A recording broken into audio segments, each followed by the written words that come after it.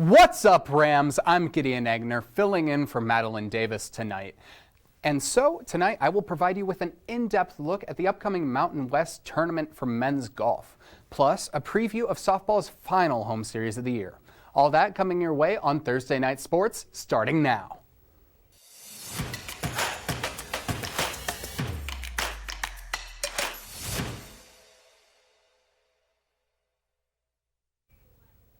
We'll tee things off on the fairway, where CSU's men's golf team prepares for its most important event of the season, the Conference Championship.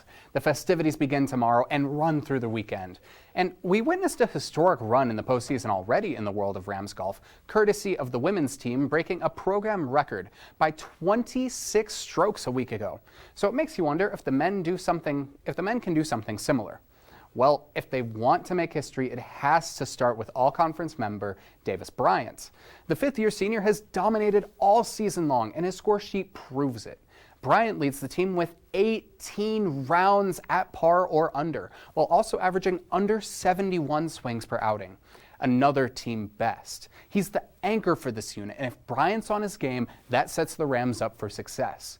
And considering the way Bryant's been performing all year, let alone his career in the green and gold, I'm not particularly worried.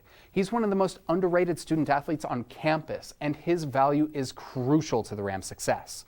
That being said, the Rams have a bunch of other notable weapons at their disposal, most obviously in the form of a very reliable duo. Along with Bryant, senior Connor Jones and sophomore Christoph Blair are the only other Rams to have played all 27 rounds this year, and their stats are equally as impressive. They both have 16 rounds at par or better and set at an overall even clip. The disparity in talent between these two and Bryant is not far off, and they'll need to be on their game if the Rams want to make any noise this weekend. The rest of the group rounds out fairly well, but keep an eye on those three in particular. The men have been very consistent throughout the season, which contrasts a little bit with the women's squad. The men placed second in the Mountain West last year, just 4 strokes behind San Diego State. So hopefully the Rams can hit a hole to claim the league's #1 spot this time around. And now, moving away to the Diamond, CSU softball will be in action starting tomorrow, facing off against Fresno State. The Rams return to Fort Collins for their last home series of the year, and the weight of the looming affair couldn't be more apparent. With 6 games remaining, CSU currently sits at 5th place in the Mountain West standings, which is rather uncomfortable territory to be in. You might ask why that is. Well, that's because only the top 6 teams qualify for the league tournament, unlike basketball where every school plays postseason ball, which only emphasizes the importance of these final outings on the schedule. Thankfully, the Rams hold a 1.5 game lead over the 7th place Utah State at the moment, and CSU could even jump as high as #3 by the time mid-May rolls around. Speaking of 3rd place, do you want to know who currently sits there in the standings? None other than CSU's opponent this weekend, Fresno State.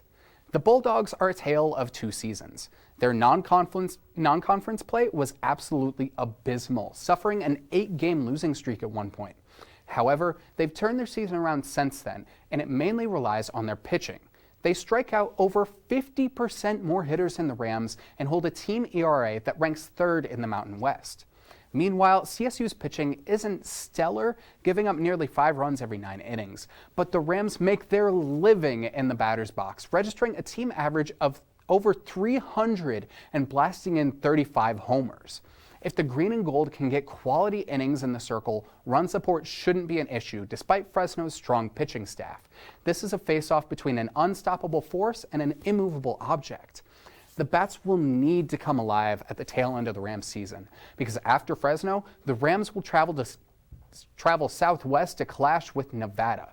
And if you weren't aware, the Wolfpack are notorious for hunting the strike zone, tracking better pitching numbers than San Diego State, a top-tier club. So, as the weather hits the 70s this weekend, let's hope that gives the Rams sluggers some juice in their swings. And with that, Rams, that's all the sports action I have for you tonight. Be sure to catch the very last edition of Tuesday Night Sports of the semester next week. But don't go away just yet, because when we return, Bella Walser talks about fellow students' big plans for the summers. And by the way, Nuggets in 4.